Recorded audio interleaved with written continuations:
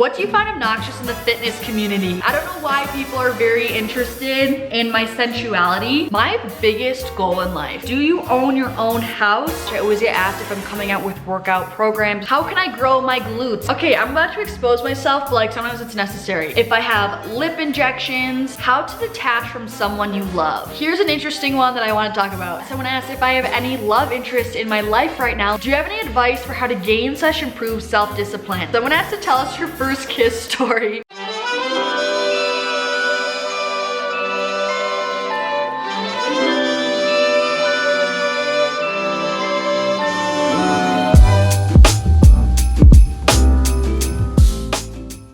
Hi you guys, what's up? Welcome back to my channel. We have a little scene change because it's still Christmas time and for the 12 days of Livfiit, I can't believe this is the second to last video.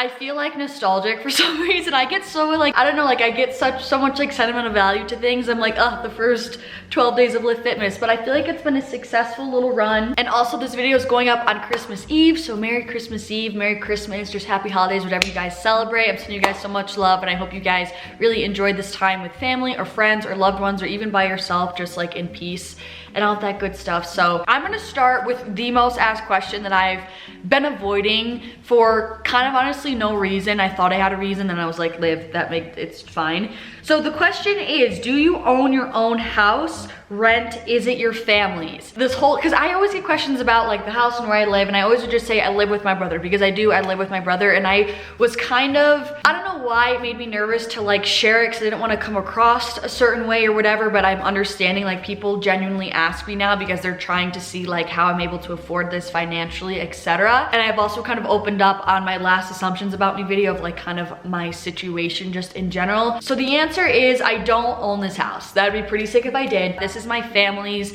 ski house in Utah that my brother and I live in full time. That's why like my dad is always constantly coming in and out, and my stepmom, etc., and like just families coming to visit, because this I guess is technically like our vacation home. So I don't say that to like come across a certain way or whatever. That's just my reality that I guess was blessed to come into this situation. But my dad worked hard. This was always his childhood dream, was to have a ski house. So this place means a lot to him, and I'm very grateful and thankful that I'm able to live here full time. That is the tea on my living situation, because everyone is so curious about it. If you could experience anything or begin learning a new extreme sport tomorrow, what would it be? I don't know if surfing counts, but like I really want to be able to surf like well. If you guys know Tia Blanco, like that's who I want to be. Another super common question, which I actually got a DM question about this too, but I'm just gonna go off of this one. It says, will you ever coach / I always get asked if I'm coming out with workout programs, if I ever plan to come out with guides. In terms of coaching, that's something I've never just felt called to do. I don't know why. I'm a certified personal trainer. I became certified like a few months after I turned 19, I took the exam. I don't know, I've done some personal training in person and I just didn't love it. Not that I didn't like it, it just didn't light me up. Like more than anything, this brand as a whole is what really lights me up. So that's kind of what I'm trying to build more so than like a coaching business, if that makes any sense. Not to say I won't ever do it in the future. I definitely am open to it. It just would be more of like a multifaceted thing as opposed to like, here's your, you know, nutrition guidance and training program or whatever. Like I would be more of like a life coach stance more than anything would be the angle that I want to take it. And then as for training programs, I 1000% am planning on that. I've always planned on that. That's a big goal for 2022 for me. The thing is like, cause I get asked like almost daily if I'm coming out with a workout guide.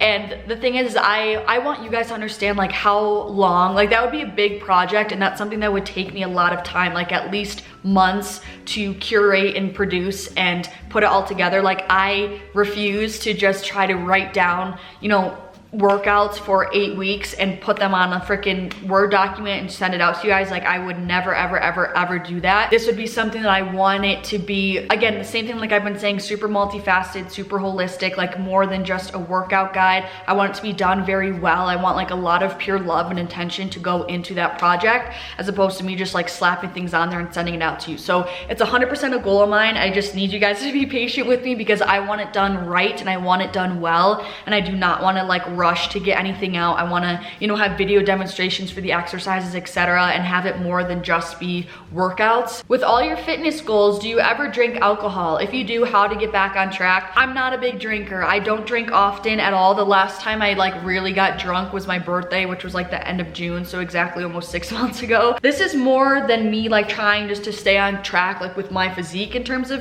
drinking. Like this is like for my health. That's my decision to not drink. Like if you do any ounce of research, like alcohol, I just see alcohol as poison. So it's like that's so far past like me trying to be on track or like, you know, keep my nutrition in check for my physique. Like that's for my health. Like I just feel like I'm doing my body such a huge disservice if I were to just be guzzling alcohol week to week. Like it's kind of a non-negotiable for me. I'm not into it. I've also dealt with kind of alcoholism in my family, so it's also been a really big turnoff. Not that I'm worried about becoming addicted, it's just like a very big turnoff to me. Sometimes I'm in the mood to like go out and have fun and just have it be this carefree, mindless fun type thing, but I'm never gonna just like accept a drink just to have a drink. Like if I'm gonna drink, I'm gonna do it to like have a night out of it, you know, have a fun time, but I would never just like casually drink. Okay, here's a question I feel like a lot of people would relate to. It says how to maintain a fitness lifestyle when no one else does it with you. That's so valid, but like, to me, I know a lot of people like to go with friends and that sort of thing and always say like it's so much easier to go if you have friends. But like for me, it's always been a personal thing.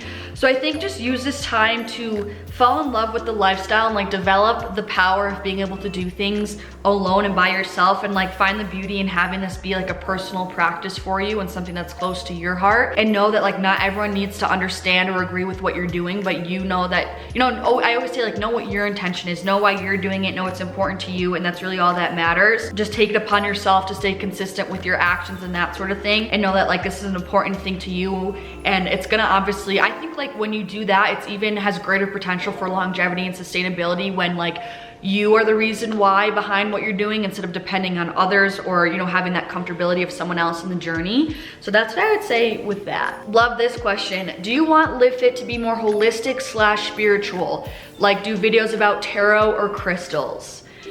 This is an amazing question because I've honestly struggled with this internally, like making a decision about it. And even like in my previous like morning routine video, I kind of struggled with it because I didn't know like how much I wanted to open up about it. I do want Livfiit to be more holistic, but not necessarily only in terms of like spirituality and that sort of thing. I just want it to be holistic in terms of like overall healthy living, like mind, body, soul, spirit connection, all of that sort of stuff. I don't necessarily think that has to mean including crystals or tarot, but in terms of just adding a more spiritual component to my content, my answer is I don't know, and that's something I've genuinely been thinking about. My thing with it is like my spirituality is something that's very close to me. It's a personal practice and I like it that way. And I think you guys definitely know that like I shouldn't feel a need to post every single thing about my life, and I kind of feel like my faith and spirituality is kind of one of those things. Am I totally more than willing to help, you know, educate you guys on it, I guess, and like what I'm doing and why I'm doing, for sure. And I would love that to like be an outlet for you guys, because I know sometimes it's kind of hush hush, if you will, a little bit in terms of spirituality, or it's not openly talked about. But at the same time, like I want my personal practices to be personal and to be private and to be near and dear to my heart. So not to say I won't ever open up about it, but it's like I also don't really feel ready yet to like put it in a place of vulnerability. Does that make sense? And like a place where, you know, it's at a bigger risk to have different opinions coming through about it and all that sort of stuff. I feel like it might make me feel a little bit exposed right now. And I don't know if like I feel any need to put it in a position to make me feel exposed about it. You know? What do you find obnoxious in the fitness community? I'm gonna say the freaking form police and the minutia, especially on TikTok. And again, I don't know everything. I'm not an expert by any means. I don't know everything there is to know about working out, but I do know enough to help you guys, you know, accomplish what you're trying to accomplish in a safe manner. May it be the most absolute, efficient, perfected way to do it? Maybe not, but like I said, it's knowledge that's gonna help you move towards the direction you wanna go in a safe way. But I just feel like, in general, I don't even mean this coming at me, I just see it on just the apps and the social media fitness community. It's like, everyone is like so particular when it's kinda like, dude, get in the gym, freaking do the workout, eat the freaking shit. Like, I'm sorry, but you know what I mean? It's kind of like sometimes I just feel like it's overcomplicating everything and honing in on the details so much that then it like paralyzes people to not even doing anything. How can I grow my glutes? I'm so quad dominant. Sister, 100% hip hinge movement. So that's movements where you're hinging at the hips. You want to minimize like knee flexion in the movements that you're doing because that's going to inevitably recruit the quads. So I mean things like a sumo deadlift, an RDL, cable glute pull-throughs, hip thrust, glute bridges, good mornings, all that sort of thing where there's minimal flexion in your knee, there's minimal movement in your knee. That's going to inherently target more glutes and hamstrings as opposed to your quad. Okay, I'm about to expose myself, but like sometimes it's necessary. How do you manage to keep your hair healthy while working out? Do you wash it every day? First of all, I don't wash it every day. I'll wash it like 1 to 2 times a week. But I just want to say, like, because not everything is what it seems on social media. My hair is, because I've kind of gotten this a lot, that like, how do you keep your hair healthy? My hair is the most unhealthy it's ever been. Like, I'm not kidding. It's been falling out. It's the thinnest it's ever been by far. And I'm kind of like low-key on this hair care journey, which I'll open up more about as I get it more under wraps. Going with that, I got questions about lip fillers, if I have lip injections, and if I have a lash perm. So that whole regard, I have never gotten any work done. I also just want to be clear about that. I've never gotten lip injections in my life. I've never gotten lash extensions, a tint, what even are there, lash tints, a lash perm. I don't even know what a lash perm is, but I'm expecting that means just to like curl your lashes and keep them there. No, I've never got my eyebrows microbladed. I don't even know what else there is. I haven't gotten any Botox. I haven't gotten a lip flip. I haven't even ever dyed my hair. It's just not me. I don't do it. This is the most natural form I could possibly be. And I don't even get my eyebrows done anymore. I used to get them threaded in high school and I don't. I just pluck them now. So, yeah. How to detach from someone you love. Damn. This is definitely challenging. I think it really comes down to kind of, again, talk about this in my podcast, you know, your higher self versus your ego. That like constant attachment that you feel or like need for someone or like obsession about someone, that's like you living in your egoic mind, feeling like you need some sort of external thing to fulfill you, to make you happy, to feel like you need to control something and like feel attached to it and feel ownership in order to love something, which isn't true. And like when you step into your higher self and realize that like you can love someone from a place of non-attachment and from detachment, that is the most healing and powerful thing that I've come to realize. And I've honestly had to do that recently. You know, this past summer, I really liked someone, like a lot.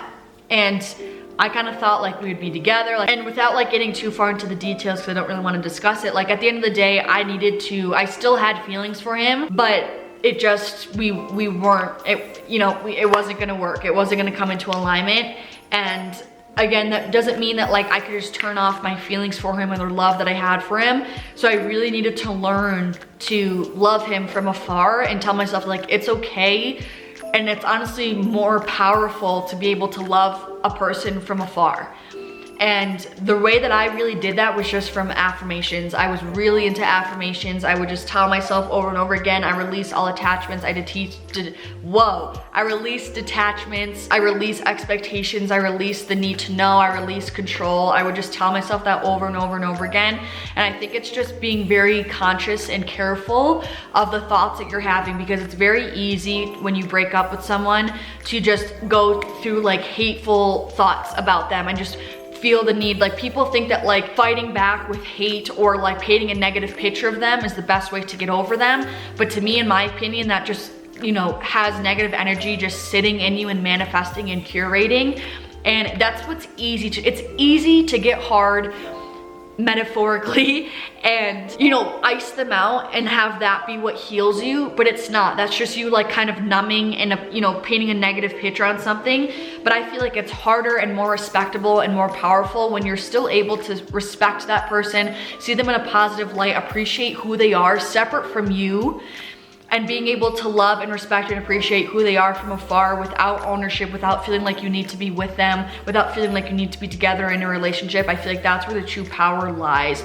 So I think just really affirming that to yourself, being aware of your thoughts and not like turning just to negative thoughts about them, and just practice being like, they're a beautiful, amazing person and so am I. And just because they're not with me or they didn't choose me does not mean that I'm any lesser, that they're a bad person, or that they owe me anything. We're just two separate souls on this planet doing the best we can, doing what we feel called to in the moment.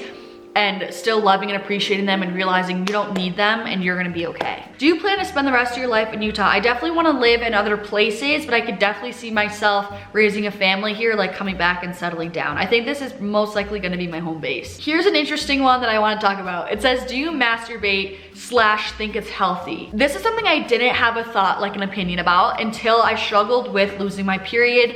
If you guys don't know, about almost 2 years ago now, I lost my period, had to get it back, yada, yada, yada. My estrogen was at 17 when the normal range was 20 to 300, and like the 20 lower end is for like postmenopausal women, and I was like 21 and had 17, so my estrogen was insanely low. I had absolutely zero sex drive, but I wasn't with anyone. This was like during quarantine, so I didn't even really realize that I like didn't have any libido or anything like that. So I guess, I don't know if my case is different, and I am very, very well aware there's gonna be different opinions on this. To me, I think it's healthy, and I think that it really helps me connect and stay in tune with my feminine energy, especially from a place where I had like no hormones and that sort of thing. Like I've realized having that sexual component of your life, like sexual health is very relevant and imperative in your overall health. So I do think it's healthy. I don't do it, like I don't think necessarily should do it like all the time 24/7, but I do think it's definitely healthy to implement. So overall, like I do think it's healthy, but again, I'm coming from a place where like I experienced having no sex drive and no hormones, so like I do it now to help, like, you know, making sure my hormones are still like up and at them, you know? What are your goals for next year? I'm planning on doing a podcast episode about this, so stay tuned for Monday's episode number 7 on Livfiit Listens. Someone asked, should I drop the weight on my back squats if I can't reach parallel or just go as far as I can? 100% drop the weight and hit parallel. Pretty much everyone should be able to hit parallel regardless of your like hip mobility for the most part. How did you stay on track with nutrition while you were abroad? I'm worried about getting off track.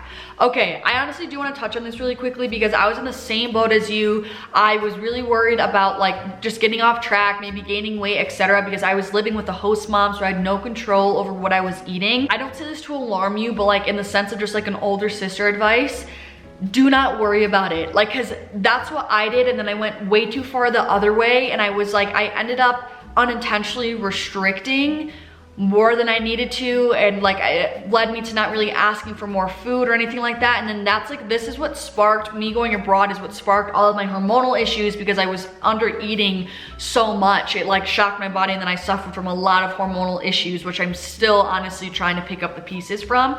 So I would say, like, please don't worry about it. It's a temporary experience. Going abroad was one of the best things that I've ever done for myself and self-growth and all that sort of stuff. Like, just enjoy the food. As I always say, just listen to your hunger cues, but please don't feel a need to crazy restrict or anything like that. This is like a once in a lifetime experience. You're only gonna be going to this new country while in college once, so just soak it up, enjoy the culture, and just enjoy being there. Like, fitness will always be there, and I wish someone told me that before I went. Okay, another thing that keeps getting asked, which I don't know why. I don't know why people are very interested in my sensuality. I don't know if I give off that vibe, but I feel like lately I've been getting asked a lot in regards to things about my sensuality and my sexuality. The people asked if I identify as LGBTQ and if I have a boyfriend or a girlfriend. I don't know if you guys think I'm bisexual. I am straight, female. My pronouns are she/her. Fully identify as a female, fully only like men,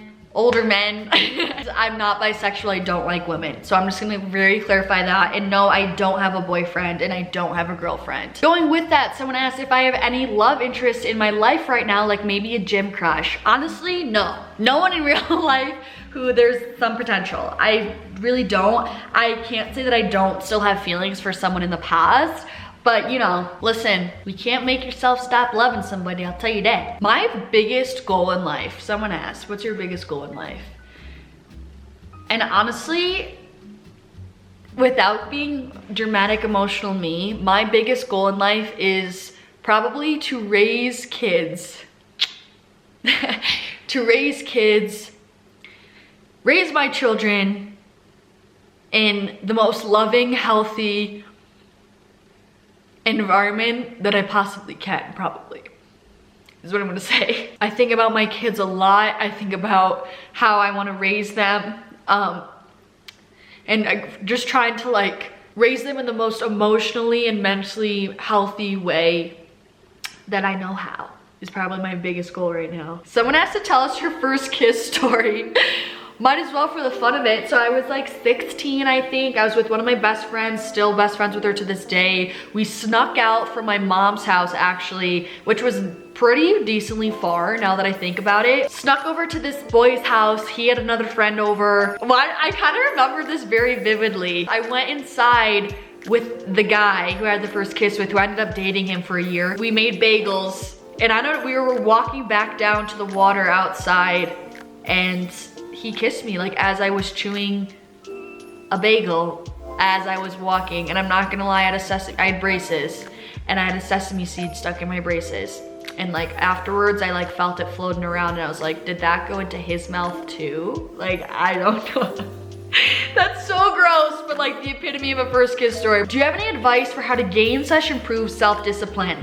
Self-discipline is a habit, okay? It's something you need to build. It's a choice that you need to make every day. So there's nothing magical that happens. It's you making a promise to yourself and keeping that promise to yourself, because you're in control of your thoughts and your actions. So you just need to know that like, this is what I want, this is why I want it, this is what I need to do to get what I want. So I'm gonna follow through with my word and be consistent and have self-discipline. That's like all I have to say on that. Any tips for someone who wants to start a YouTube channel? Be freaking authentic. Share what you feel called to say. Don't worry about what other people are gonna say about it. Don't worry about if it's gonna come across as weird. Like, the more that I do this, the more I just feel so strongly like the reason why we are here on earth is to create and share it with people and express ourselves. And like, we're all different, so everyone's form of expression and creativity is gonna be so different.